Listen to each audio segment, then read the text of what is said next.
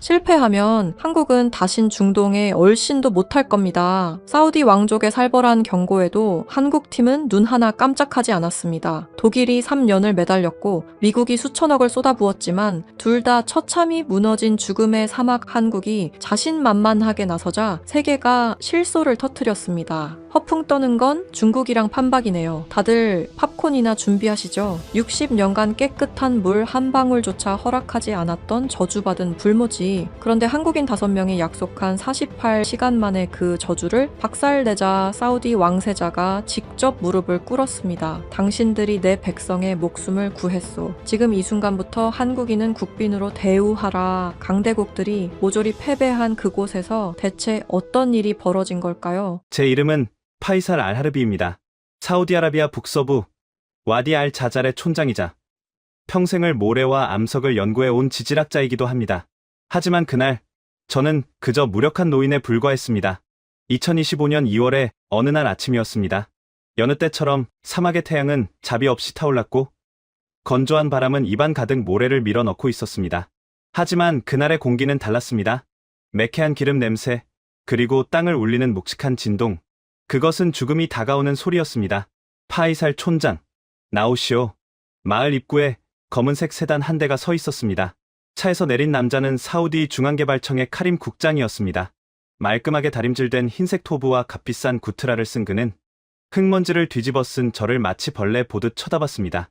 그의 뒤로 노란색 괴물들이 도열해 있었습니다.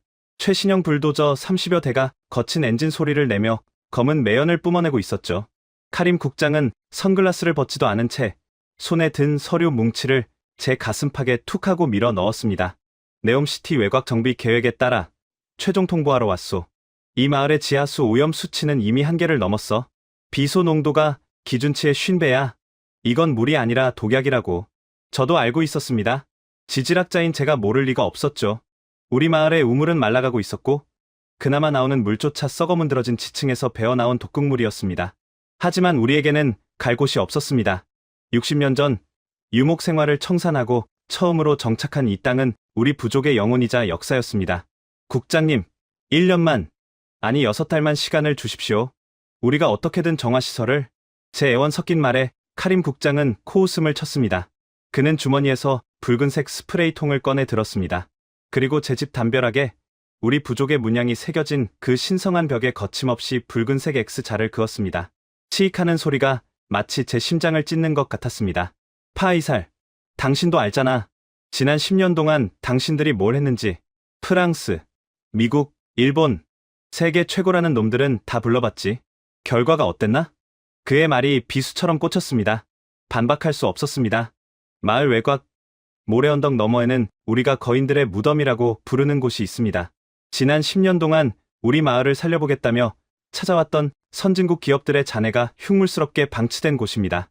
제일 먼저 찾아왔던 건 프랑스의 거대 물기업이었습니다. 그들은 자신만만했습니다. 최고급 호텔에 본부를 차리고 에비앙 생수를 마시며 3년 동안 지질 조사를 했습니다. 그들이 내놓은 보고서만 트럭 한 대 분량이었습니다. 하지만 정작 플랜트 건설을 시작하자마자 문제가 터졌습니다. 우리 마을의 특수한 안반 지형을 뚫지 못한 겁니다. 예상보다 집안이 너무 단단합니다. 추가 예산 5천만 달러가 필요합니다. 그들은 돈 먹는 하마였습니다. 결국 기초 공사만 하다가 예산 문제로 철수했습니다. 남은 건 짓다만 콘크리트 구조물 뿐이었죠. 그 다음은 미국이었습니다. 펜타곤에 납품한다는 최첨단 필터 기술을 자랑했죠. 그들이 설치한 장비는 마치 우주선 같았습니다. 버튼 하나만 누르면 오염된 물이 생수로 변한다고 했죠.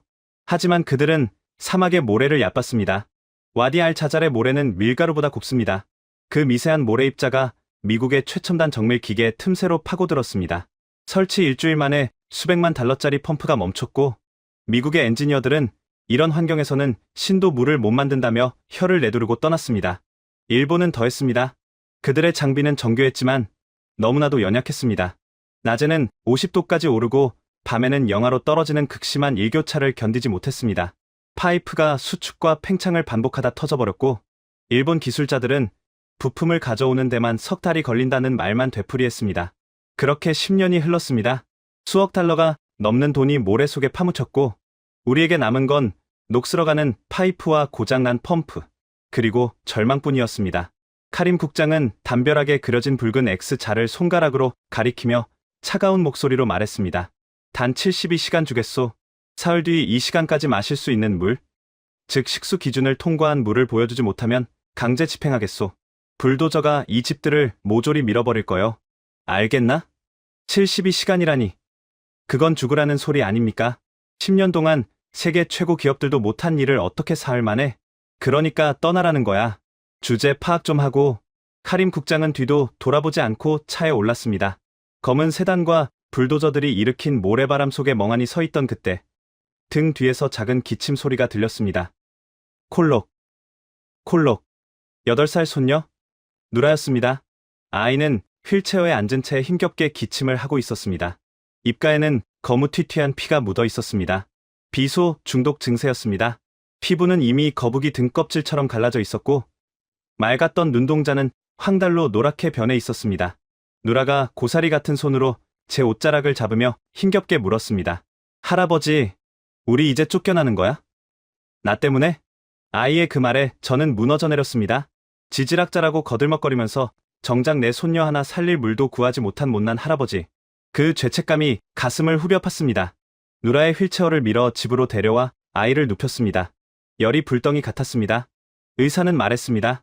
깨끗한 물을 충분히 마시지 않으면 신장이 더 이상 버티지 못할 거라고. 쫓겨나면 누라는 길 위에서 죽을 게 뻔했습니다. 어떻게든 해야 했습니다. 사기꾼이라도 좋고 악마라도 좋았습니다. 누라를 살릴 수만 있다면 영혼이라도 팔 수 있었습니다. 저는 떨리는 손으로 낡은 노트북을 열었습니다. 그리고 전 세계 물 관련 기업 리스트를 뒤지기 시작했습니다. 이미 수십 번 거절당했던 메일함이었지만 저는 미친 사람처럼 다시 이메일을 썼습니다. 제목은 긴급 입찰 공고, 와디알 자잘 식수 공급 프로젝트. 조건은 72시간 내 완공 및 식수 공급, 성공 시 $500만 지급, 실패 시 위약금 없음이라고 적었습니다. 말도 안 되는 조건이었습니다. $500만 우리 부족이 대대로 모아온 기금 전부였지만 글로벌 기업들에게는 껌값도 안 되는 돈이었으니까요. 게다가 72시간이라니. 엔터키를 누르는 제 손이 부들부들 떨렸습니다. 1시간, 2시간. 예상대로 답장은 없었습니다. 수신 확인조차 뜨지 않는 메일들을 보며 저는 절망했습니다. 밤이 깊었고 누라의 거친 숨소리만이 방 안을 채웠습니다.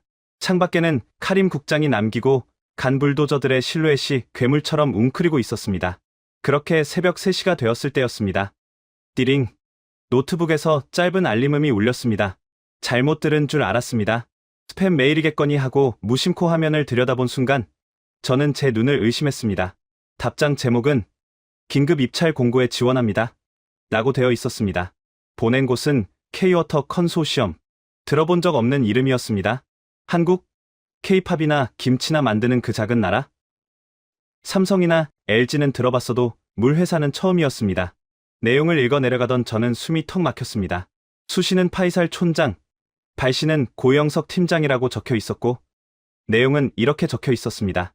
귀하의 조건을 수락합니다.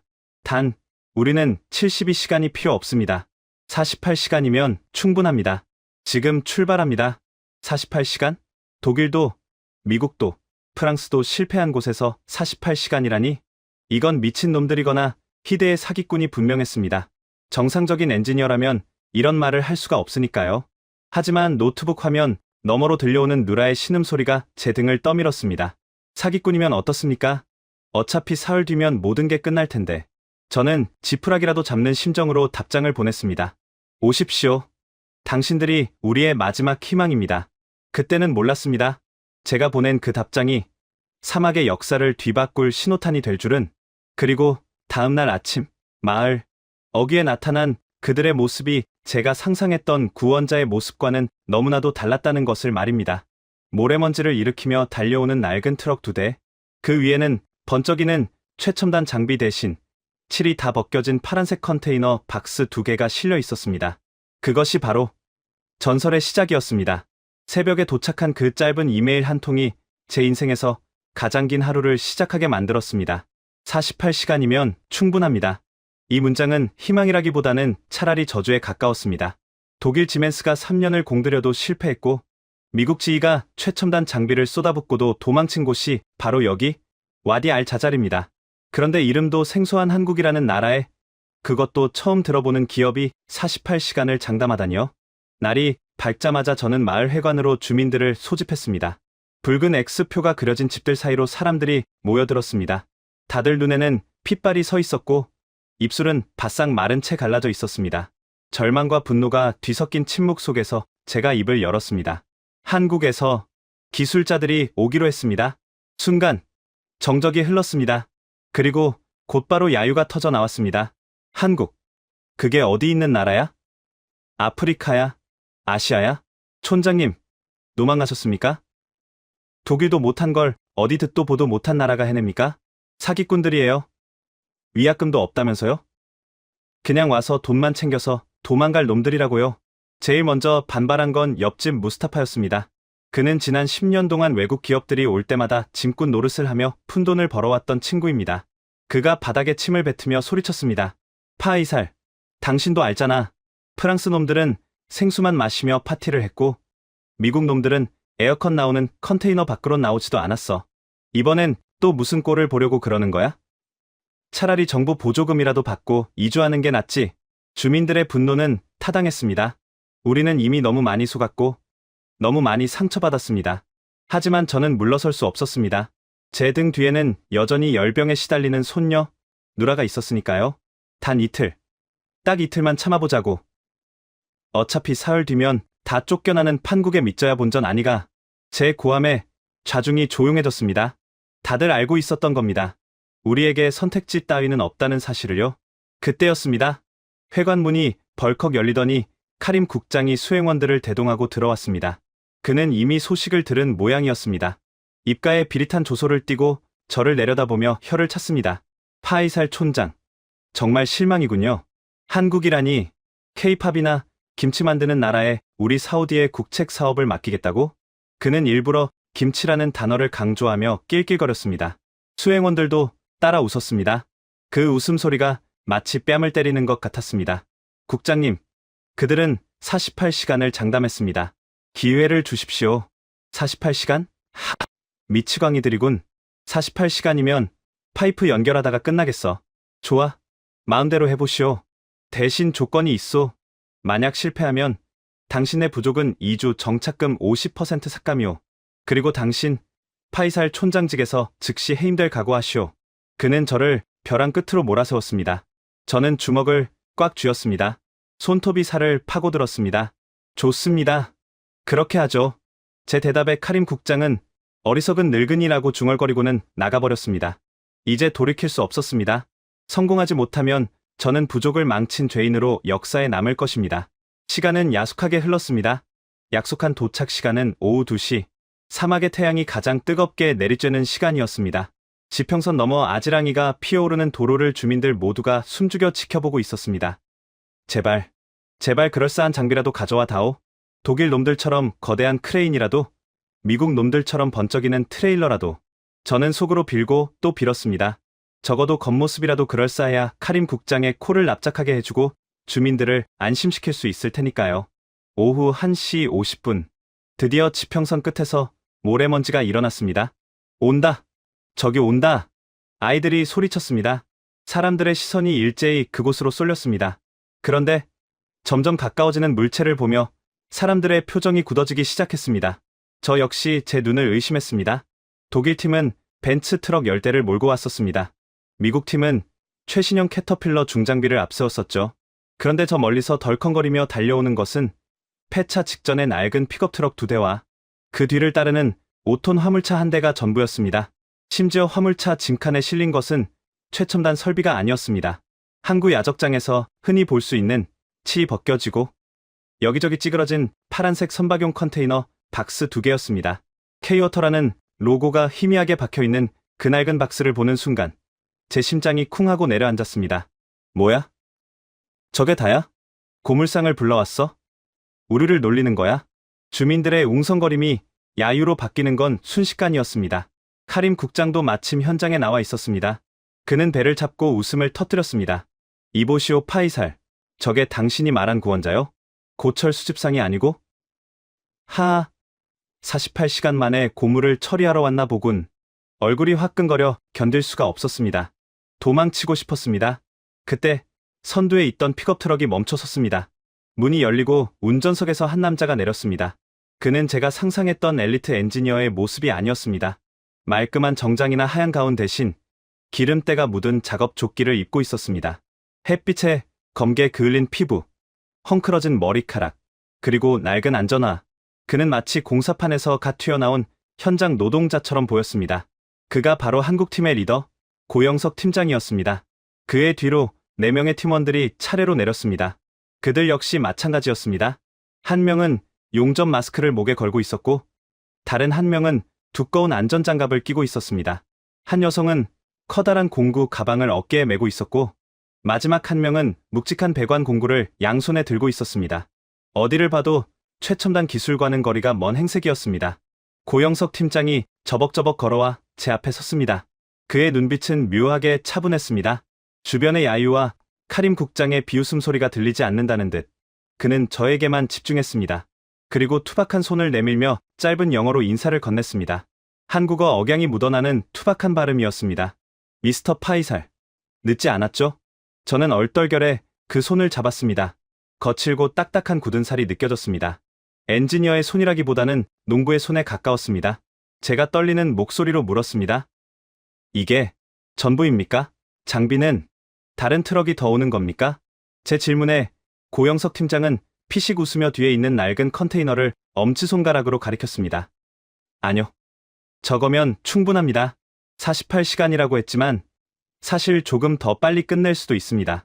그 순간 카림 국장이 끼어들었습니다. 이보시오. 코리안, 지금 농담 따먹기 하러 왔소? 독일이 수억 달러를 쓰고도 실패한 곳이오. 저런 깡통 2개로 뭘 하겠다는 거요? 고영석 팀장이 천천히 고개를 돌려 카림 국장을 바라봤습니다.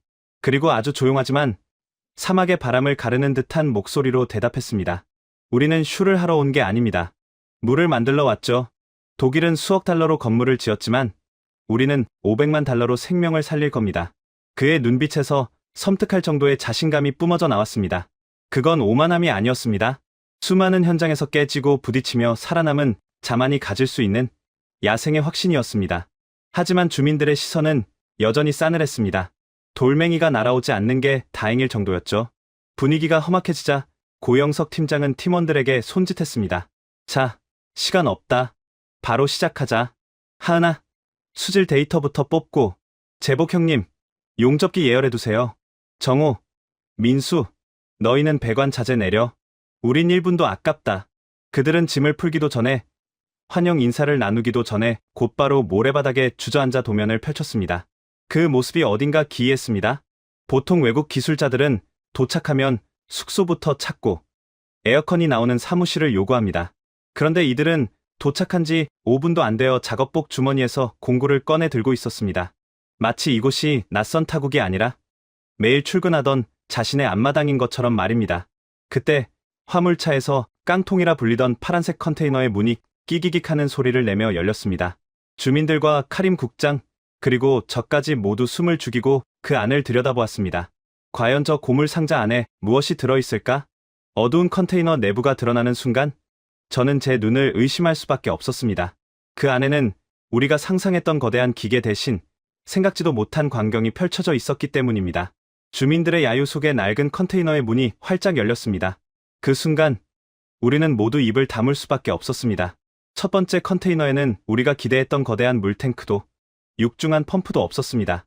대신 마치 거미줄처럼 빽빽하게 얽힌 수백 개의 얇은 파이프와 전선들이 빈틈없이 들어차 있었습니다. 독일 장비가 웅장한 성벽 같다면 이것은 마치 정교하게 세공된 시계 내부를 보는 것 같았습니다. 사람 한 명이 겨우 들어갈 틈조차 보이지 않는 그 질식할 듯한 밀도. 두 번째 컨테이너에는 예비 부품과 공구, 그리고 정수 필터 모듈이 빈틈없이 정리되어 실려 있었습니다. 마치 야전 병원의 수술 도구처럼 쓸 순서대로 배치되어 있었습니다. 이게 전부라고? 무스타파가 허탈한 표정으로 중얼거렸습니다. 하지만 한국팀의 반응은 달랐습니다.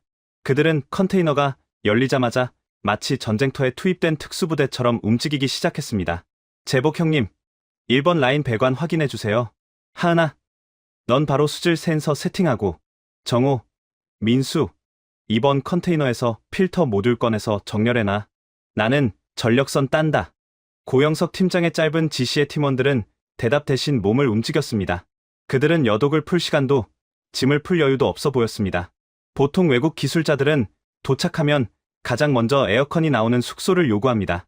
그리고 샤워를 하고 웰컴 티를 마시며 느긋하게 미팅을 잡죠. 하지만 이들은 달랐습니다. 짐 가방은 모래바닥에 내팽개쳐졌고 그들은 가장 뜨거운 태양 아래서 옷소매를 걷어붙였습니다. 촌장님, 여기 우물 위치가 어디죠? 그리고 독일 팀이 쓰던 폐파이프 라인은 어디 있습니까? 고영석 팀장이 땀범벅이 된 얼굴로 제게 물었습니다. 저는 떨리는 손으로 마을 뒤편 언덕을 가리켰습니다. 저쪽입니다만 독일 파이프는 이미 녹슬어서 쓸 수 없을 겁니다. 규격도 다를 텐데요. 규격이야 맞추면 되죠. 가봅시다. 그는 물 한 모금 마시지 않고 언덕을 향해 뛰기 시작했습니다. 저도 엉겁결에 그 뒤를 따랐습니다. 50도의 폭염 속에서 그들은 미친 사람들처럼 뛰어다녔습니다. 해질녘이 되어서야 그들은 잠시 손을 멈췄습니다.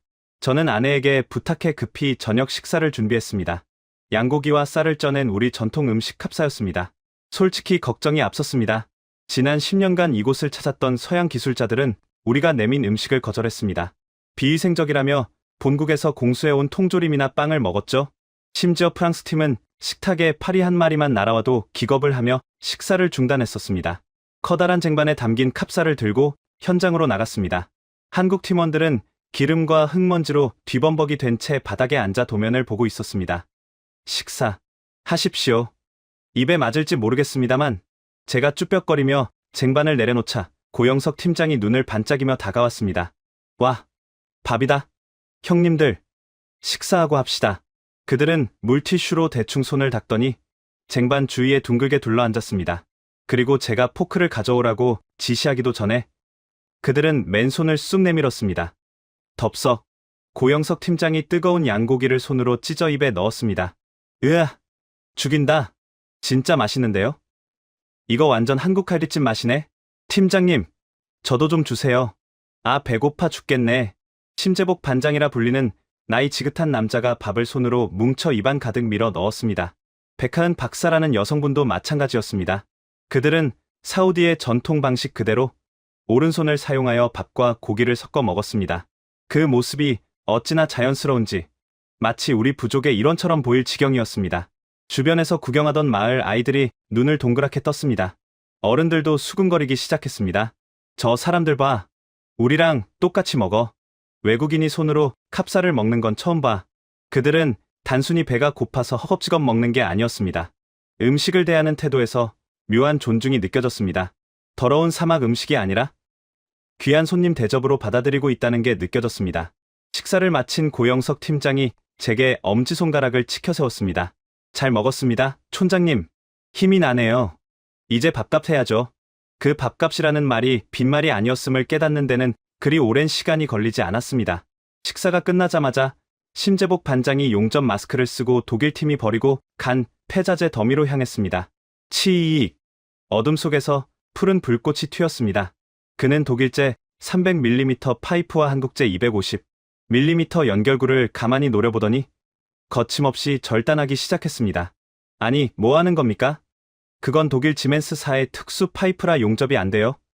재질이 달라서. 제가 말릴 새도 없이 신반장은 대꾸했습니다. 쇠는 다 똑같아요. 달래가며 붙이면 다 붙습니다. 그는 주변에 굴러다니는 콜라 캔을 주워 가위로 잘랐습니다. 그리고 그것을 두 파이프 사이의 틈새에 끼워 넣고는 다시 용접기를 들이댔습니다. 놀랍게도 서로 다른 두 금속이 녹아내리며 하나로 엉겨붙기 시작했습니다. 독일 기술자들이 호환불가라며 포기했던 그 연결 구간이 한국인 기술자의 손에서 단 10분 만에 이어졌습니다. 봤죠? 이가 없으면 잇몸으로 씹는 겁니다. 신반장이 용접 마스크를 벗으며 씩 웃었습니다. 그 투박한 미소를 보며 저는 등골이 서늘해졌습니다. 이들은 기술자가 아니었습니다. 생존 전문가들이었습니다. 매뉴얼 따위는 안중에도 없었습니다. 그저 되게 만드는 법을 본능적으로 알고 있는 사람들 같았습니다. 그때 저만 치서 작은 소란이 일었습니다. 제 손녀 누라가 휠체어를 타고 나와 한국팀의 작업을 지켜보고 있었습니다. 백하은 박사가 노트북을 들고 누라에게 다가갔습니다. 저는 혹시나 아이가 방해될까봐 급히 달려가려 했지만 멈칫했습니다. 백 박사가 무릎을 꿇고 누라와 눈높이를 맞추고 있었습니다. 안녕? 네가 누라구나. 백 박사는 서툰 아랍어로 인사를 건넸습니다.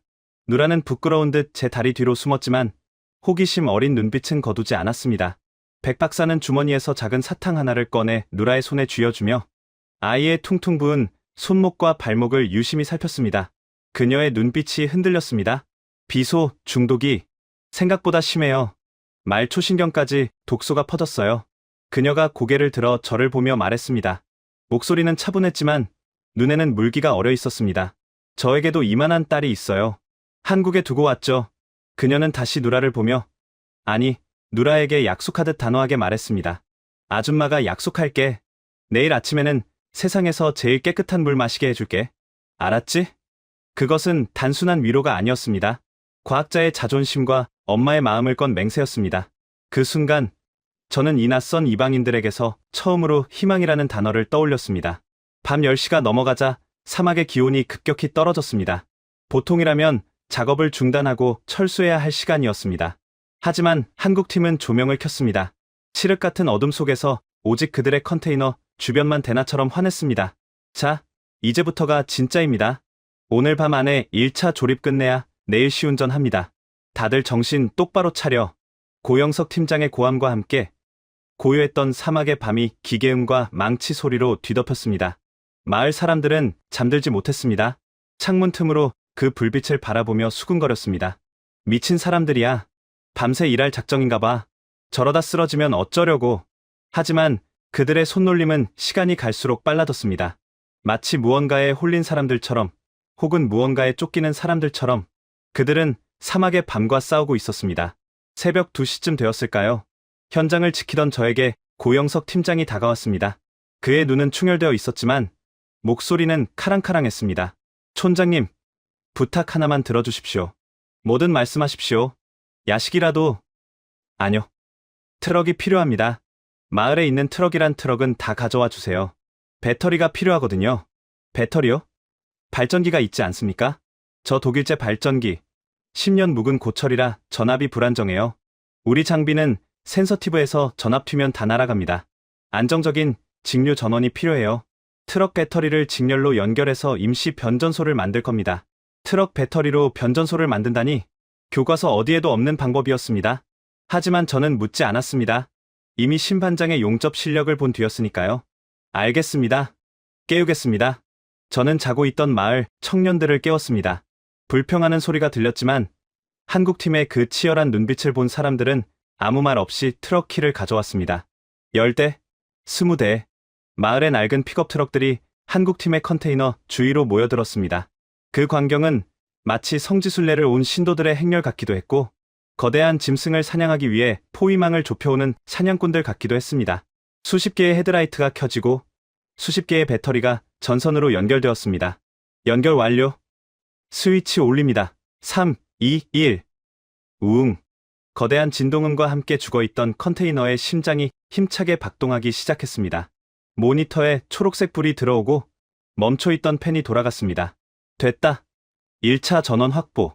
한국 팀원들이 하이파이브를 하며 환호했습니다. 그 모습을 지켜보던 마을 청년들 사이에서도 작은 박수 소리가 터져 나왔습니다. 우리는 처음으로 한 팀이 되어가고 있었습니다. 하지만 우리는 몰랐습니다. 사막은 그리 호락호락하게 기적을 허락하지 않는다는 것을요. 저 멀리 남서쪽 하늘에서 별빛을 집어삼키는 거대한 검은 그림자가 다가오고 있었습니다. 일기예보에도 없던 불청객, 사우디의 악몽이라 불리는 하부브, 모래 폭풍이 우리를 향해 입을 벌리고 있었습니다. 전원이 들어온 순간의 환호가 채 가시기도 전에 고영석 팀장은 이미 다음 지시를 내리고 있었습니다. 자, 지금부터가 진짜다. 1분도 아깝다. 하은아, 수질 센서 캘리브레이션 잡아. 제복 형님, 용접 계속 가시죠. 정호, 민수, 배관 자재 정렬하고 3번 라인까지 깔아. 나는 배관 라인 딴다. 그의 목소리는 쉴 틈이 없었습니다. 마치 전장에 뛰어든 지휘관처럼 빠르고 정확하게 명령을 내렸습니다. 지난 10년 동안 그 어떤 선진국 엔지니어들도 보여주지 못했던 광경이었습니다. 독일 팀은 발전기 설치에만 일주일이 걸렸고 미국 팀은 변압기를 기다리느라 한 달을 허비했습니다. 그런데 이 한국 사람들은 도착한 지 6시간 만에 그것도 폐차 직전에 트럭 배터리들을 엮어 전력을 공급해낸 것입니다. 팀장님, 1번 취수구 압력이 너무 낮아요. 독일 놈들이 쓰던 거라 모터 힘이 딸립니다. 심재복 반장이 용접 마스크를 벗으며 소리쳤습니다. 땀이 비 오듯 흘러내려 눈을 뜰 수 없을 지경이었습니다. 그럼 이번 라인으로 우회해. 거기 밸브 잠그고 바이패스로 돌려. 안 되면 내가 직접 뚫는다. 알겠습니다. 뚫어보죠. 그들의 대화는 짧고 간결했습니다. 불가능하다는 말은 없었습니다. 안 되면 되게 하라. 아니, 되게 만들면 된다는 식이었죠. 저는 그들의 작업 속도에 혀를 내둘렀습니다. 보통 파이프 하나를 연결하는 데는 정밀 계측과 가접, 본 용접, 검사까지 최소 반나절이 걸립니다. 하지만 신반장은 눈대중으로 쓱 보고는 윙윙거리는 그라인더로 파이프를 자르고 불꽃을 튀기며 용접을 해치웠습니다. 치익! 그의 손에서 푸른 불꽃이 춤을 췄습니다. 마치 마법사 같았습니다. 10분 만에 파이프 하나가 연결되고 또 10분 만에 밸브가 설치되었습니다. 저게 가능해?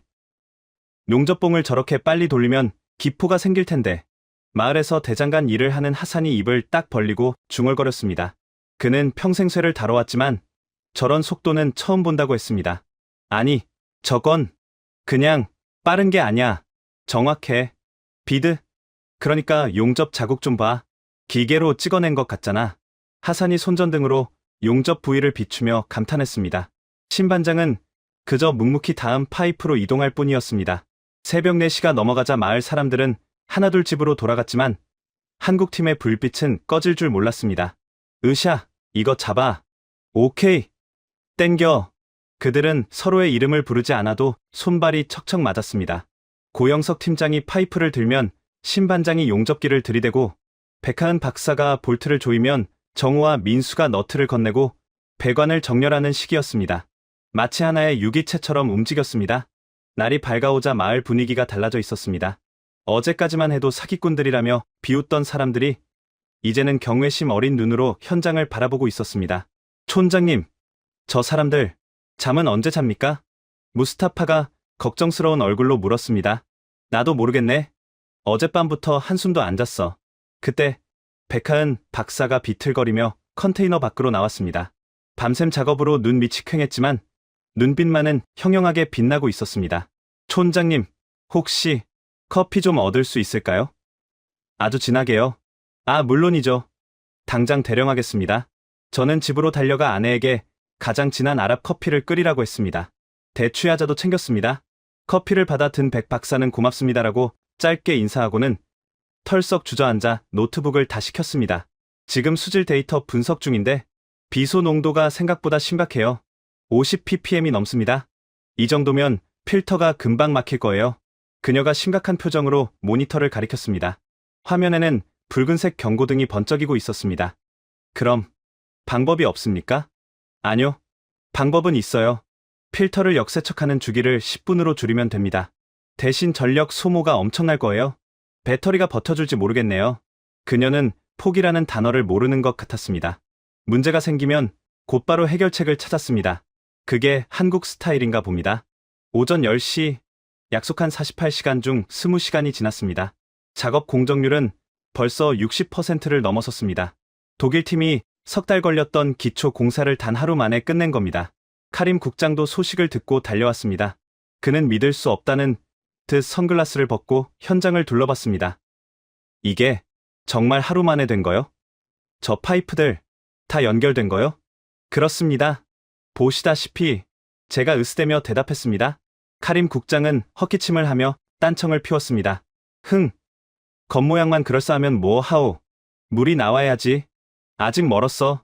하지만 그의 목소리에는 전과 같은 비웃음이 없었습니다. 오히려 당혹감과 초조함이 묻어났습니다. 정오가 지나자 태양은 다시 살인적인 열기를 뿜어내기 시작했습니다. 기온은 52도까지 치솟았습니다. 숨을 쉴 때마다 뜨거운 공기가 폐를 찔렀습니다. 으악! 갑자기 비명 소리가 들렸습니다. 달려가 보니 심재복 반장이 팔을 감싸 쥐고 주저앉아 있었습니다. 뜨거운 파이프에 화상을 입은 겁니다. 살이 벌겋게 익어 물집이 잡혀 있었습니다. 반장님, 괜찮으십니까? 아, 씨. 따가워 죽겠네. 별거 아냐. 얼음이나 좀 갖다 줘. 그는 대수롭지 않다는 듯 말했지만 얼굴은 고통으로 일그러져 있었습니다. 백하은 박사가 구급상자를 들고 달려와 응급처치를 했습니다. 반장님, 좀 쉬세요. 이러다 쓰러져요. 쉬긴 뭘 쉬어. 저거 마무리 못하면 시운전 못해. 비켜봐. 신반장은 붕대를 감은 팔로 다시 용접기를 들었습니다. 그 도끼에 질려버렸습니다. 도대체 무엇이 저들을 저토록 필사적으로 만드는 걸까요? 돈? 명예? 아니면 그때 누라가 휠체어를 타고 다시 나왔습니다. 아이는 고사리 같은 손에 물통을 들고 있었습니다.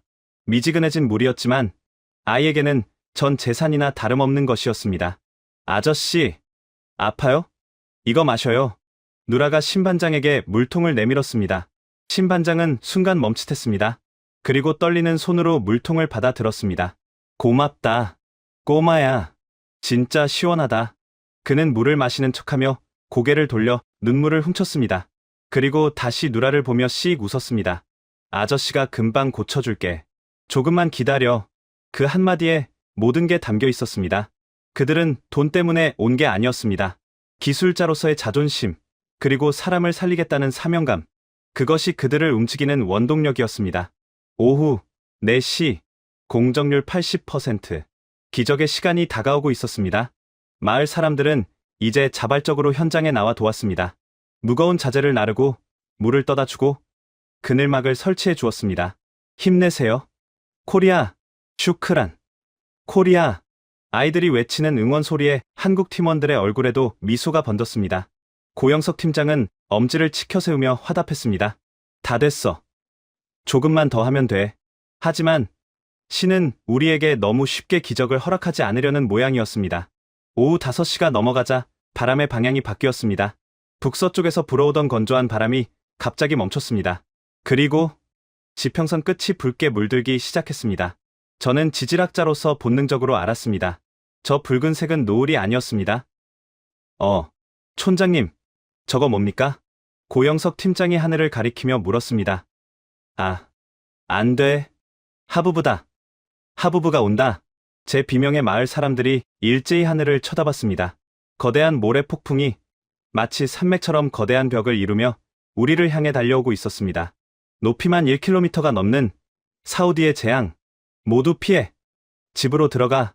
사람들이 비명을 지르며 흩어졌습니다. 카림 국장도 차에 올라타 도망칠 준비를 했습니다. 하지만 한국팀은 움직이지 않았습니다. 팀장님, 피해야 합니다. 저건 기계를 다 박살낼 겁니다. 제가 소리쳤지만 고영석 팀장은 멍하니 다가오는 폭풍을 바라보고 있었습니다. 그리고 나지막이 중얼거렸습니다. 피하면 끝장이야. 필터에 모래 들어가면 다시는 못 써.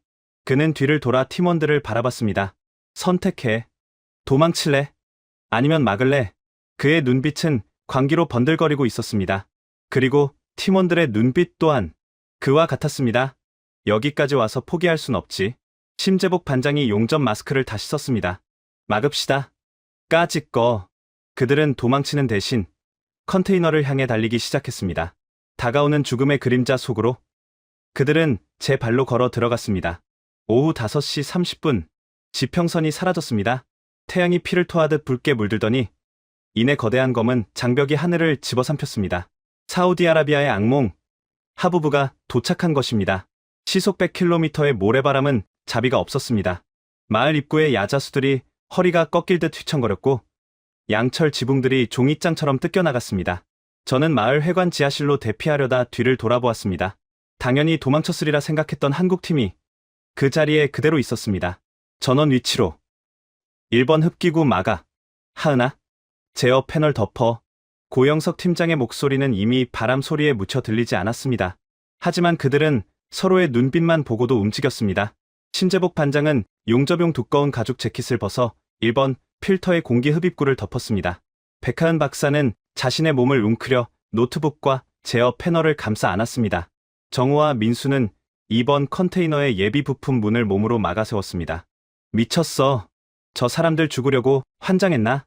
무스타파가 제 팔을 잡아끌며 소리쳤습니다. 하지만 제 발은 떨어지지 않았습니다. 그들은 지금 500만 달러를 지키려는 게 아니었습니다. 우리 아이들의 생명을, 누라의 마지막 희망을 지키기 위해 목숨을 걸고 있었습니다. 콰광. 어디선가 날아온 쇠파이프가 컨테이너 외벽을 강타했습니다. 불꽃이 튀었습니다. 으악. 비명 소리가 들렸습니다. 백하은 박사였습니다. 날아온 파편에 어깨를 맞은 것 같았습니다. 하지만 그녀는 쓰러지지 않았습니다. 이를 악물고 제어 패널을 놓지 않았습니다. 박사님, 괜찮아? 다른 팀원들이 달려가려 했지만 몸을 가누기조차 힘든 강풍이었습니다. 모래 알갱이는 마치 산탄총의 총알처럼 살갗을 파고들었습니다. 그때 갑자기 주변이 암흑천지로 변했습니다. 투둑, 투두둑. 트럭 배터리를 연결해 만든 임시 전력선이 끊어진 것입니다. 컨테이너의 녹색 불빛이 꺼졌습니다. 칠흑 같은 어둠 속에서 오직 휘몰아치는 바람 소리와 모래가 부딪히는 소음만이 세상의 전부였습니다. 전력 나갔어. 비상 조명 켜. 어둠 속에서 고 팀장의 절규가 들렸습니다. 하지만 이미 손을 쓸 수 있는 상황이 아니었습니다. 미세한 모래먼지가 기계 틈새로 파고들기 시작했습니다.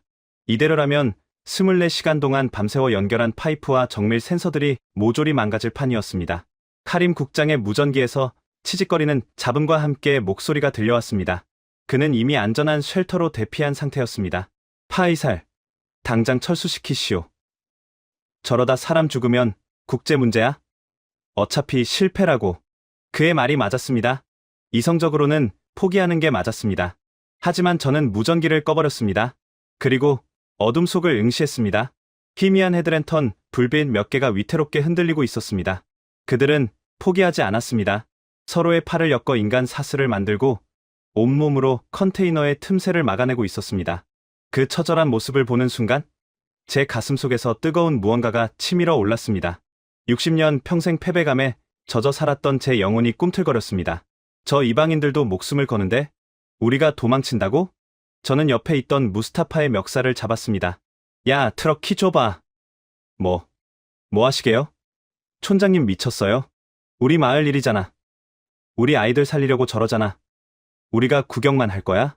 제 고함에 무스타파의 눈이 흔들렸습니다. 주변에 있던 청년들도 주먹을 불끈 쥐었습니다. 가자.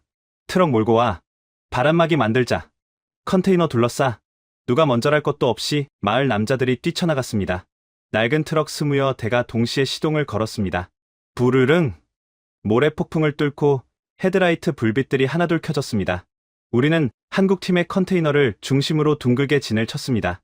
트럭으로 거대한 성벽을 만든 것입니다. 쾅! 쾅! 트럭 차체에 모래와 돌멩이가 부딪히는 소리가 요란했습니다. 유리가 깨지고 백미러가 날아갔지만 아무도 멈추지 않았습니다. 우리는 트럭에서 내려 서로의 팔짱을 꼈습니다. 한국 팀원들과 마을 사람들이 뒤엉켰습니다. 꽉 잡아. 날아간다. 고영석 팀장이 제 손을 꽉 잡았습니다. 그의 손은 흙먼지와 땀으로 범벅이 되어 있었지만 그 어느 때보다 따뜻했습니다. 촌장님, 고맙습니다. 진짜 고맙습니다. 그는 울고 있었습니다. 모래바람 때문인지 감동 때문인지 알 수 없었지만 그의 눈물은 제 손등으로 떨어져 흘러내렸습니다. 우리는 그렇게 한 덩어리가 되어 폭풍을 견뎠습니다. 백하은 박사는 제 아들의 등 뒤에 숨어 노트북을 지켰고 심재복 반장은 무스타파와 함께 찢어진 천막을 붙들었습니다. 정우와 민수는 마을 청년들과 어깨를 맞대고 컨테이너 뒷면을 온몸으로 막아냈습니다. 언어는 통하지 않았지만 심장은 같은 박동으로 뛰고 있었습니다. 1시간, 2시간, 영원 같았던 시간이 흘렀습니다. 자정이 넘어서야 바람이 잦아들기 시작했습니다. 거짓말처럼 고요가 찾아왔습니다. 우리는 모래 더미 속에서 하나둘 일어났습니다. 살았다. 누군가 작게 속삭였습니다. 안도감과 함께 다리에 힘이 풀려 주저앉는 사람들도 있었습니다. 하지만 고영석 팀장은 쉴 틈이 없었습니다. 그는 곧바로 컨테이너 문을 열고 내부를 확인했습니다. 하은아, 시스템 체크해. 재복 형님, 파이프 라인 점검하고. 헤드랜턴 불빛 아래 드러난 현장은 처참했습니다. 트럭들은 만신창이가 되었고 연결해 둔 전선들은 끊어져 뱀처럼 널브러져 있었습니다. 하지만 가장 중요한 컨테이너 내부는 기적처럼 멀쩡했습니다. 팀장님, 센서 정상입니다. 모래 유입 없어요. 백하은 박사의 외침에 환호성이 터졌습니다. 와, 하아. 마을 사람들과 한국 팀원들이 서로 얼싸안고 춤을 췄습니다. 우리는 해냈습니다. 자연의 분노조차 우리의 의지를 꺾지 못했습니다. 하지만 기쁨도 잠시, 심재복 반장의 다급한 목소리가 찬물을 끼얹었습니다. 팀장님, 큰일 났어요. 메인 펌프가. 그의 목소리가 심상치 않았습니다. 모두가 숨을 죽이고 그가 가리키는 곳을 바라보았습니다. 컨테이너 뒤편, 심장부나 다름없는 고압 펌프에서 시커먼 연기가 피어오르고 있었습니다. 모래는 막았는데 과부하가 걸렸나 봐요. 모터 코일이 닿았습니다. 심 반장이 탄식하며 말했습니다. 고영석 팀장의 얼굴이 사색이 되었습니다. 예비 부품은? 이번 컨테이너에 예비 필터랑 센서는 있는데 이 규격 모터는 없습니다. 이건 특수 제작한 거라. 한국에서 가져오려면 최소 일주일은 걸려요. 일주일. 우리에게 남은 시간은 고작 20시간 남짓. 절망적인 침묵이 흘렀습니다. 폭풍을 이겨냈다는 환희는 순식간에 절망으로 바뀌었습니다. 안 돼. 여기까지 왔는데? 저는 바닥에 주저앉았습니다. 신은 우리에게 희망 고문만 하려는 걸까요? 그때 고영석 팀장이 무언가 결심한 듯 고개를 들었습니다. 그의 눈빛이 다시 한번 번뜩였습니다. 방법이 아주 없는 건 아냐? 그가 저 멀리 어둠 속에 방치된 거인들의 무덤, 즉 실패한 외국 기업들의 잔해를 가리켰습니다. 심장 이식 수술 한번 해보죠. 심장 이식. 기계의 심장을 이식한다고? 도대체 무슨 소리를 하는 걸까요? 하지만 그의 눈빛은 확신에 차 있었습니다. 미국지 놈들이 버리고 간 펌프, 그거 모터는 살아있을 겁니다. 규격은 안 맞겠지만 억지로라도 끼워 맞춰보죠. 미친 짓이었습니다. 서로 다른 회사에, 그것도 다른 나라의 부품을 억지로 결합한다니 0.1mm의 오차만 있어도 폭발할 수 있는 위험한 도박이었습니다. 하지만 우리에게 다른 선택지는 없었습니다. 가자, 뜯어와. 고영석 팀장의 외침과 함께 한국팀은 다시 공구를 들고 어둠 속으로 뛰어들었습니다. 그들의 마지막 도박이 시작된 것입니다. 파이살 알하르비, 62살, 와디 알 자잘 촌장. 새벽 3시, 달빛조차 들지 않는 사막의 어둠 속에서 거인들의 무덤이라 불리는 폐기물 처리장이 랜턴 불빛으로 부산했습니다. 우리는 마치 묘지에서 부품을 도굴하는 사람들 같았습니다. 여깄다. 지 놈들이 쓰던 고압 펌프. 심재복 반장이 모래 속에 반쯤 파묻힌 육중한 쇳덩이를 찾아냈습니다. 미국 제너럴 일렉트릭사의 최신형이었지만 모래바람에 제어보드가 나가버려 방치된 녀석이었습니다. 다행히 모터 코일은 멀쩡했습니다. 야, 이거 무게가 500kg은 되겠는데? 크레인 없으면 못 옮겨. 무스타파가 혀를 내둘렀습니다. 하지만 고영석 팀장에게는 포기란 단어가 없었습니다. 크레인 같은 소리 하지 마. 사람 손이 크레인이야. 밧줄 가져와. 파이프 굴려서 지렛대 만들어. 그는 미친 사람처럼 소리쳤습니다. 50도에 육박했던 낮의 열기가 식어 영하로 떨어진 밤이었지만 한국 팀원들의 등에는 땀이 비 오듯 흘렀습니다. 마을 청년 10명이 달라붙어 밧줄을 당겼습니다. 으라차차. 하나, 둘, 셋. 끼기기. 쿵. 거대한 쇳덩이가 움직였습니다. 우리는 그것을 트럭 짐칸에 억지로 밀어 올렸습니다. 트럭 바퀴가 푹 꺼질 정도로 무거웠습니다. 다시 컨테이너로 돌아온 시간은 새벽 4시 30분. 이제 카림 국장이 정한 데드라인까지 남은 시간은 10시간도 채 되지 않았습니다. 자, 지금부터가 진짜 수술이다. 하은아. 제어 패널 뜯어. 저 미국놈 모터랑 우리 컨트롤러랑 전압부터 맞춰야 돼. 제복 형님. 모터 축이랑 우리 임펠러랑 연결 부위. 사이즈 안 맞죠? 고영석 팀장이 심각한 표정으로 물었습니다. 신반장이 캘리퍼스로 치수를 재보더니 고개를 저었습니다. 어림없어. 저건 인치 규격이고 우리는 밀리미터잖아. 축지름이 0.5mm 차이 난다. 이대로 돌리면 진동 때문에 박살나. 0.5mm. 머리카락 굵기만 한 차이였지만 분당 3,000번 회전하는 고속 펌프에서는 치명적이었습니다. 덜덜거리다 베어링이 깨지거나 축이 부러질 게 뻔했습니다. 선반도 없고 밀링 머신도 없는데 0.5mm를 어떻게 맞춰요? 그냥 포기하죠. 무스타파가 불안한 눈빛으로 말했습니다. 하지만 신반장은 말없이 주머니를 뒤적였습니다. 그리고 꺼낸 것은 다 마신 콜라 캔이었습니다. 없으면 만들어야지. 이게 딱 0.1mm다. 그는 가위를 들고 알루미늄 캔을 얇게 오려내기 시작했습니다. 모두가 숨을 죽였습니다. 저 얇은 금속 조각 몇 개로 500kg짜리 괴물을 길들이겠다고? 서걱, 서걱. 신반장의 손놀림은 신중했습니다. 그는 잘라낸 알루미늄 조각, 이른바 심을 모터 축과 임펠러 사이에 겹겹이 끼워 넣었습니다. 0.1mm, 0.2mm. 손끝의 감각만으로 미세한 틈을 메워나갔습니다. 됐다. 꽉 조여. 그가 볼트를 조이자 덜컹거리던 축이 거짓말처럼 단단하게 고정되었습니다. 와, 저게 된다고? 지켜보던 마을 사람들이 감탄했습니다. 하지만 문제는 그게 끝이 아니었습니다. 팀장님, 전압이 안 맞아요. 미국 모터는 480V인데 우리 인버터는 380V 출력이에요. 이대로 연결하면 모터가 안 돌거나 타버려요. 백하은 박사가 노트북을 보며 비명을 질렀습니다. 소프트웨어적으로 해결할 수 있는 문제가 아니었습니다. 물리적인 승합 변압기가 필요했습니다. 변압기. 고영석 팀장이 머리를 감싸 쥐었습니다. 여기서 포기해야 하나? 그때 제 머릿속에 번뜩이는 생각이 스쳤습니다. 잠깐만요. 일본 팀이 쓰던 변압기가 있습니다. 그건 살아있을지도 모릅니다.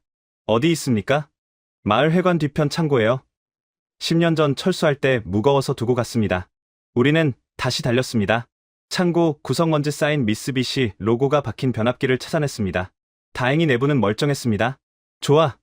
이걸 중간에 물리면 전압 맞출 수 있어. 한미일 합작이네. 고영석 팀장이 쓴웃음을 지었습니다. 미국 심장의 일본 혈관, 그리고 한국의 두뇌. 이것이 성공한다면 그야말로 기적이었습니다.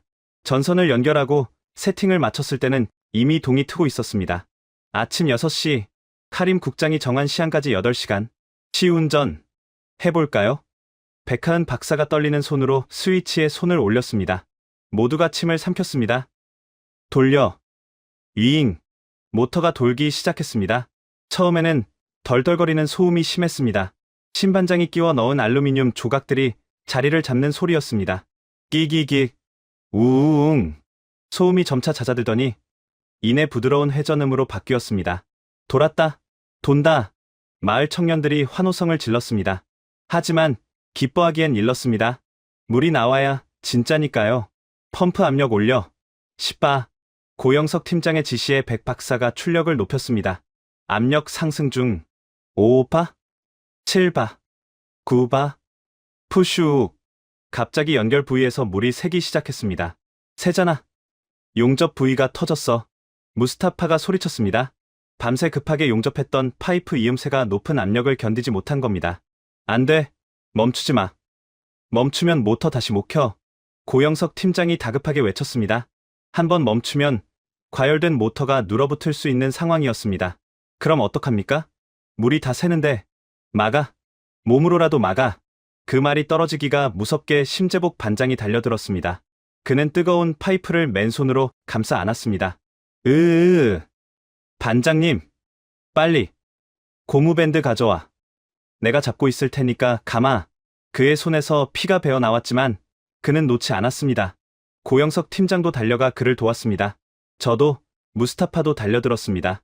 우리는 뜨거운 파이프에 몸을 밀착시키고 터져나오는 물줄기를 온몸으로 막아냈습니다. 빨리 감아. 더 세게. 백하은 박사가 눈물을 흘리며 고무밴드를 칭칭 감았습니다. 찢어진 셔츠, 밧줄, 청테이프. 눈에 보이는 건 뭐든지 동원했습니다.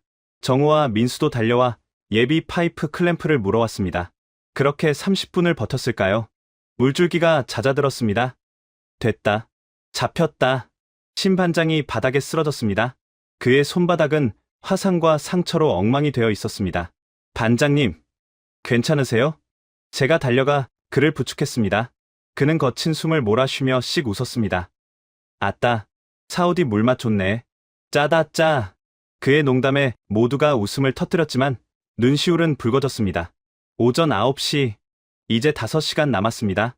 기계는 돌아가고 있었지만 아직 물은 나오지 않았습니다. 필터를 통과하고 정제되는 시간이 필요했습니다. 그때 마을 입구에서 또다시 불길한 소리가 들려왔습니다. 부앙! 불도저였습니다. 카림 국장이 약속 시간보다 일찍 도착한 것입니다. 모래폭풍으로 장비가 박살났을 거라 확신한 그는 기다릴 필요도 없다며 수십 명의 철거 용역들을 대동하고 나타났습니다. 뭐 하는 거야? 아직도 안 끝났어? 카림 국장이 확성기에 대고 소리쳤습니다. 약속 시간은 오후 2시요? 아직 멀었소. 제가 나가서 막아섰습니다. 하지만 그는 막무가내였습니다. 어차피 실패야. 어젯밤 폭풍에 다 끝났을 거 아냐? 짐이나 싸라고 해. 얘들아, 밀어버려. 그의 손짓에 불도저들이 굉음을 내며 전진하기 시작했습니다. 안 돼, 멈춰. 주민들이 스크럼을 짜고 막아섰지만 역부족이었습니다. 용역들이 쇠파이프를 휘두르며 위협했습니다. 비켜. 다치기 싫으면. 그때였습니다. 컨테이너 위로 한 남자가 올라갔습니다. 고영석 팀장이었습니다. 그는 흙투성이가 된 얼굴로 확성기를 빼앗아 들었습니다. 야, 이 자식들아. 건드리기만 해봐. 다 죽여버릴 거야. 그의 목소리는 사자우처럼 쩌렁쩌렁 울렸습니다. 한국말로 욕설을 퍼붓는 그의 기세에 용역들이 주춤했습니다. 지금 물 만들고 있어. 1시간. 딱 1시간만 기다려. 물 안 나오면 내가 내 손으로 부술 테니까. 그의 눈빛은 살기로 번들거렸습니다. 진짜 죽일 것 같은 기세였습니다. 카림 국장도 움찔했습니다. 좋아. 딱 1시간이다. 그 뒤엔 얄짤없어. 카림 국장이 손목시계를 보며 말했습니다. 오전 11시 컨테이너의 배출구 호스 끝에서 꿀렁거리는 소리가 들렸습니다. 꾸르륵. 쿨럭. 공기가 빠지는 소리. 그리고 쪼르륵. 탁한 흙탕물이 조금씩 흘러나오기 시작했습니다. 나온다. 물이다. 아이들이 소리쳤습니다. 하지만 기뻐하기엔 일렀습니다. 저 물은 아직 마실 수 없는 오염수였습니다. 필터가 제대로 작동해서 맑은 물로 바뀌어야 했습니다. 10분, 20분. 시간은 피가 마르게 흘러갔습니다. 물 색깔은 조금씩 옅어지고 있었지만 여전히 누런빛을 띠고 있었습니다. 제발, 제발. 백하은 박사가 모니터를 붙잡고 기도했습니다. 수질 센서 수치는 아직 식수 부적합 빨간 불이 들어와 있었습니다. 비소 농도 0.05 ppm, 기준치 0.01 ppm까지 떨어져야 했습니다. 11시 50분. 약속한 1시간이 거의 다 되었습니다. 카림 국장이 비릿한 미소를 지으며 손을 들었습니다. 끝났다. 밀어버려. 불도저가 다시 움직였습니다. 안 돼. 그 순간 띵! 경쾌한 알림음과 함께 모니터의 빨간 불이 초록색으로 바뀌었습니다. 식수 적합 판정, 비소 농도 0.001 ppm, 그리고 배출구 호스에서 쏟아지는 물줄기가 투명하게 바뀌었습니다. 나왔다. 맑은 물이다. 심재복 반장이 컵을 들고 달려가 물을 받았습니다. 손이 떨려 물이 넘쳤습니다. 그는 주저없이 그 물을 들이켰습니다. 꿀꺽, 꿀꺽. 모두가 숨을 죽이고 그를 바라봤습니다. 물을 다 마신 신 반장이 카림 국장을 노려보며 외쳤습니다. 야, 이거나 먹어라. 한국 물 맛이다. 그는 빈 컵을 바닥에 내동댕이 쳤습니다. 파이살 알하르비, 62살, 와디 알 자잘 촌장. 약속했던 1시간이 다 지났습니다. 하지만 심재복 반장이 바닥에 내동댕이 친 컵은 산산조각이 나지 않았습니다. 오히려 그 소리가 맑은 신호탄처럼 울려 퍼졌습니다. 배출구 호스 끝에서 수정처럼 맑은 물이 콸콸 쏟아져 나오기 시작했습니다. 그 물줄기는 사막의 태양을 받아 눈부시게 반짝였습니다. 으아! 물이다. 진짜 물이야. 마을 사람들이 환호성을 지르며 달려들었습니다. 아이들은 옷을 입은 채 물줄기 속으로 뛰어들었고 노인들은 엎드려 알라에게 감사를 드렸습니다. 잠깐! 멈춰! 저거 다 가짜야. 카림 국장이 확성기에 대고 악을 썼습니다. 수돗물 끌어와서 쉬하는 거지? 비소 농도가 저렇게 빨리 떨어질 리가 없어. 당장 밀어버려. 그는 믿으려 하지 않았습니다. 아니, 믿고 싶지 않았던 거겠죠. 그의 명령에 철거 용역들이 다시 시동을 걸었습니다. 부르릉! 육중한 불도저가 컨테이너를 향해 전진했습니다. 500만 달러의 기적이 깡통이 되기 직전이었습니다. 안 돼! 우리 기계야! 고영석 팀장이 맨몸으로 막아섰습니다. 하지만 역부족이었습니다. 그때 군중을 가르고 누군가 나타났습니다. 휠체어를 탄 제 손녀, 누라였습니다. 아이는 휠체어 팔걸이를 붙잡고 떨리는 몸을 일으켜 세우려 했습니다. 누라야, 위험해. 제가 소리쳤지만 누라는 멈추지 않았습니다. 아이는 온 힘을 다해 휠체어에서 반쯤 몸을 일으켜 비틀거리며 두세 발자국을 내디뎠습니다. 그리고 호스 앞에 무릎을 꿇은 채 작은 두 손을 모아 쏟아지는 물을 받았습니다. 모두가 숨을 죽였습니다. 불도저, 기사조차 브레이크를 밟고 멍하니 쳐다봤습니다. 누라가 물을 입으로 가져갔습니다. 꿀꺽, 꿀꺽. 목을 타고 넘어가는 소리가 적막한 사막에 울렸습니다. 물을 다 마신 누라가 천천히 고개를 들었습니다. 그리고 저를 보며, 아니 카림 국장을 보며 환하게 웃었습니다. 할아버지, 물이 달아요. 그 한마디, 물이 달아요. 그 말에 카림 국장의 얼굴이 흙빛이 되었습니다. 더 이상의 설명도, 수질 검사 성적서도 필요 없었습니다. 죽어가던 아이가 마시고 웃는 물, 그것이 바로 생명이었습니다. 와, 하아. 마을 사람들의 함성이 다시 터졌습니다. 이번엔 카림 국장도 막을 수 없었습니다. 철거 용역들도 슬그머니 시동을 껐습니다. 이건 사기야. 말도 안 돼. 카림 국장이 뒷걸음질 쳤습니다. 바로 그때였습니다. 두두두두두. 하늘에서 굉음이 들려왔습니다. 모래바람을 일으키며 검은색 헬리콥터 5대가 마을 상공에 나타났습니다. 헬기 옆면에는 사우디 왕실 문장이 선명하게 박혀 있었습니다. 왕실이다. 왕실 근위대야. 사람들이 웅성거렸습니다. 카림 국장의 얼굴에 화색이 돌았습니다. 드디어 오셨구나. 너희들 다 끝장이야. 불법 점거에 사기까지 쳤으니 참 수영이다. 그는 의기양양하게 헬기 착륙장으로 뛰어갔습니다. 헬기가 착륙하고 무장군인들이 도열했습니다. 그리고 가운데 헬기에서 한 남자가 내렸습니다.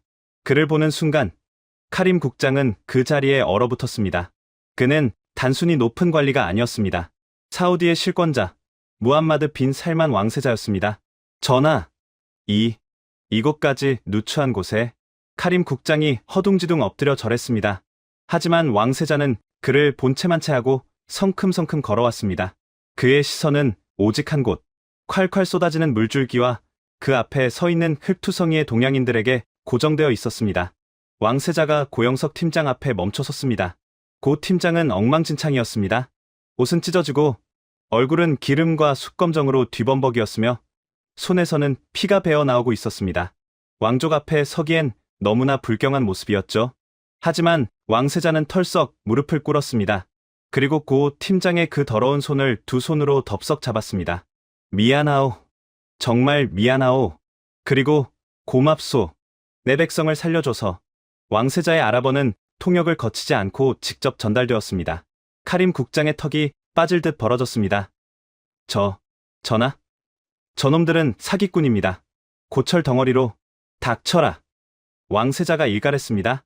내 놈이 시원한 에어컨 밑에서 보고서나 조작하고 있을 때 이분들은 목숨을 걸고 내 국민을 지켰다. 누가 사기꾼이고 누가 영웅인지 내 눈으로 똑똑히 봤다. 왕세자는 이미 모든 것을 알고 있었습니다. 헬기에서 내려다본 트럭으로 만든 바리케이드와 인간 사슬을 보았던 것입니다. 자네가 고 팀장인가? 예, K워터 고영석입니다. 고 팀장이 떨리는 목소리로 대답했습니다. 왕세자는 미소 지으며 고 팀장의 어깨를 감싸 안았습니다. 자네들이 만든 이 물, 나도 좀 마셔볼 수 있겠나? 물론입니다. 전하. 심재복 반장이 급히 3컵을 가져왔습니다. 왕세자는 망설임 없이 물을 받아 마셨습니다. 그가 눈을 감고 맛을 음미했습니다. 정말이군. 달아. 아주 달아. 에비앙보다 낫군. 그의 농담에 좌중이 웃음바다가 되었습니다. 왕세자는 카림 국장을 돌아보며 싸늘하게 말했습니다. 이 마을 철거 계획은 전면 취소다. 그리고 자네는 오늘부로 해임이다. 짐 싸서 나가. 전하. 제발. 카림 국장은 질질 끌려 나갔습니다. 정의구현이었습니다. 왕세자는 다시 고 팀장을 향해 정중하게 말했습니다. 고 팀장, 그리고 K워터 여러분, 당신들은 오늘 단순히 기계를 고친 게 아닙니다. 우리 사우디의 미래를 고쳐주셨습니다. 이 은혜 잊지 않겠습니다. 그리고 그는 수행원에게 손짓했습니다. 여기 계약서 가져와. 즉석에서 작성된 계약서는 상상을 초월하는 내용이었습니다.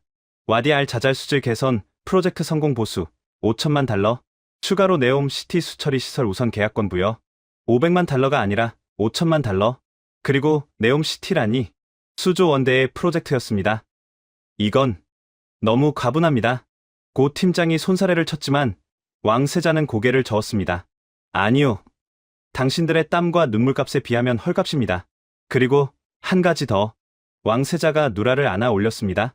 이 아이, 한국으로 데려가서 치료해 주시오. 모든 비용은 왕실이 부담하겠소. 최고의 의료진을 붙여주시오. 할아버지, 나 한국 가는 거야? 누라가 제품에 안기며 뛸듯이 기뻐했습니다. 저도 눈물을 참을 수 없었습니다. 그날 밤, 마을은 축제 분위기였습니다. 양을 잡고 춤을 췄습니다. 한국 팀원들은 영웅이 되어 마을 사람들의 무동을 탔습니다. 심재복 반장은 아이들에게 둘러싸여 용접 불꽃으로 작은 불꽃놀이를 보여주었고, 백하은 박사는 여인들에게 둘러싸여 해나 문신을 선물 받았습니다. 정호와 민수는 마을 청년들과 어깨동무를 하며 사우디 전통 춤을 따라 추었습니다. 고영석 팀장은 저와 함께 모닥불 앞에 앉았습니다. 촌장님, 이제 발 뻗고 주무십시오. 물 걱정은 안 하셔도 됩니다. 고맙습니다. 정말 고맙습니다. 당신들은 우리에게 생명의 은인입니다. 에이, 별 말씀을요. 저희도 덕분에 많이 배웠습니다. 역시 기술보다 중요한 건 사람이더라고요. 그는 쑥스러운 듯 머리를 극적였습니다. 다음날 아침, 한국팀이 떠날 시간이 되었습니다. 마을 입구에는 전 주민이 배웅을 나왔습니다. 가지 마요. 우리랑 같이 살아요. 아이들이 트럭에 매달려 울었습니다. 신반장도 눈시울이 붉어져 고개를 돌렸습니다. 백하은 박사는 누라를 꼭 안아주며 약속했습니다. 한국 병원에서 만나. 아줌마가 맛있는 거 많이 사줄게. 응. 꼭이야. 누라는 새끼손가락을 걸었습니다. 트럭이 멀어질 때까지 우리는 손을 흔들었습니다. 모래먼지 속으로 사라지는 그 낡은 트럭 2대가 그 어떤 호화로운 행렬보다 위대해 보였습니다. 그들이 남기고 간 컨테이너에서 1분마다 뿜어져 나오는 맑은 물줄기는 이제 사막의 강이 되어 우리 마을을 적시고 있었습니다. 파이살 알하르비, 62살, 와디 알 자잘 촌장. 그 뜨거웠던 48시간의 사투가 끝나고 어느새 몇 달이 흘렀습니다. 오늘 아침 저는 알람 소리 대신 창문 너머로 들려오는 물소리에 눈을 떴습니다. 65년 동안 모래 폭풍 소리만이 전부였던 이 마을에 이제는 24시간 멈추지 않는 청아한 물소리가 배경음악처럼 깔려 있습니다. 그들이 떠나고 난 뒤 우리 마을 와디 알 자잘은 완전히 다른 곳이 되었습니다. 가장 먼저 바뀐 것은 마을 입구의 풍경입니다. 카림 국장이 그려놓았던 그 흉물스러운 붉은색 X자는 이제 없습니다. 대신 주민들이 그 위에 초록색 페인트로 덧칠을 하고 담벼락 아래에는 작은 화단을 만들었습니다. 놀랍게도 그 메마른 땅에서 꽃이 피어났습니다. 한국팀이 만들어준 그 단물을 머금고 말이죠. 며칠 전 서울에서 영상통화가 왔습니다. 할아버지, 나 봐라. 머리카락 많이 자랐지? 화면 속의 누라는 더 이상 죽음을 기다리는 병약한 아이가 아니었습니다. 볼에는 홍조가 돌았고 눈빛은 초롱초롱했습니다. 서울의 대학병원 무균실에 있다가 일반 병동으로 옮겼다고 하더군요. 백하은 이모가 떡볶이 사줬어. 조금 맵긴 한데 진짜 맛있어. 아이는 신이 나서 떠들었습니다. 화면 구석에서 백하은 박사가 손을 흔들며 웃고 있었습니다. 그녀는 휴가까지 반납하고 누라의 병실을 지키고 있다고 했습니다. 촌장님, 걱정 마세요. 누라 수치, 이제 정상이 나고 똑같아요. 곧 퇴원해서 비행기 태울 수 있을 것 같아요. 그 말을 듣는데 늙은 주책인지 또 눈물이 핑 돌았습니다. 그들은 기술만 수출한 게 아니었습니다. 책임감이라는 것을, 그리고 가족애라는 것을 우리에게 가르쳐주고 있었습니다. 마을 회관에는 새로운 명물이 생겼습니다. 고영석 팀장이 떠나기 전 선물로 주고 간 그 낡고 찌그러진 안전모입니다. 심재복 반장이 쓰던 용접 마스크도 그 옆에 걸려 있습니다. 우리 마을 청년들은 그 앞에서 다짐하곤 합니다. 나도 커서 저 사람들 같은 기술자가 될 거야. 사람을 살리는 기술을 배울 거야. 실제로 우리 마을 청년 5명이 한국 유학을 준비하고 있습니다. K워터가 약속한 장학생 프로그램 덕분입니다. 무스타파의 아들도 그중 한 명입니다. 평생 양이나 치며 살 줄 알았던 아이들이 이제는 토목공학을 공부하고 수자원 관리를 꿈꾸고 있습니다. 한국팀이 우리 아이들의 미래까지 바꿔놓은 셈입니다. 얼마 전에는 리야드에서 온 관광객들이 마을을 찾았습니다. 요즘 우리 마을은 사막의 기적 성지로 불리며 주말이면 구경 온 사람들로 북적입니다.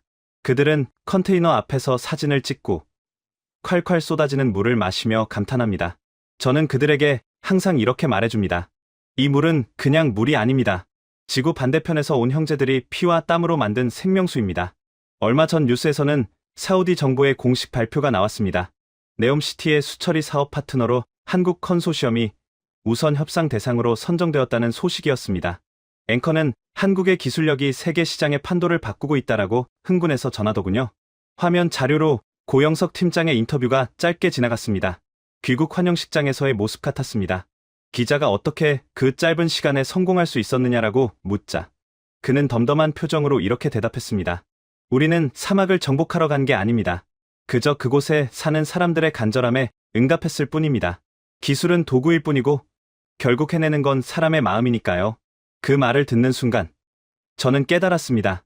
독일의 거대한 플랜트도 미국의 최첨단 시스템도 해내지 못한 것을 한국이 해낸 이유, 그것은 기계의 성능 차이가 아니었습니다. 진심. 그들은 우리를 불쌍한 난민이 아니라 함께 살아가야 할 이웃으로 대했습니다. 맨손으로 밥을 나눠 먹고 모래 폭풍 속에서 서로의 체온을 나누며 버텼던 그 밤, 그 연대감이 기계를 돌리고 물을 만들고 기적을 낳았던 것입니다. 지금도 사막의 밤하늘을 올려다보면 유난히 반짝이는 동쪽의 별 하나가 보입니다. 우리는 그 별을 보며 기도합니다. 작지만 강한 나라, 대한민국, 당신들이 보여준 그 기적을 영원히 잊지 않겠다고. 언젠가 우리 아이들이 자라 그 땅을 밟게 되면 꼭 전해주라고 말입니다. 슈크란.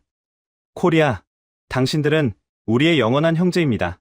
이것이 지도에도 없는 작은 마을 와디 알 자잘에서 일어난 48시간의 기록, 그 마지막 이야기입니다.